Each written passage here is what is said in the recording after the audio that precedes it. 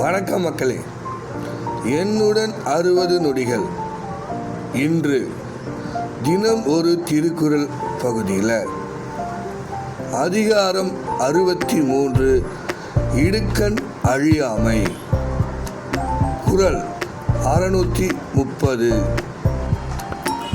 இன்னாமை இன்பம் எனக்குளின் ஆகும்தன் ஒன்னார் விளையும் சிறப்பு. ஒருவன் ஒரு செயலை செய்யும்போது துன்பம் வந்தால் மனம் தளராமல் அதையே இன்பம் என கருதுவான் என்றால் அவன் பகைவராலும் மதிக்கப்படும் சிறப்பு அவனுக்கு உண்டாகும்.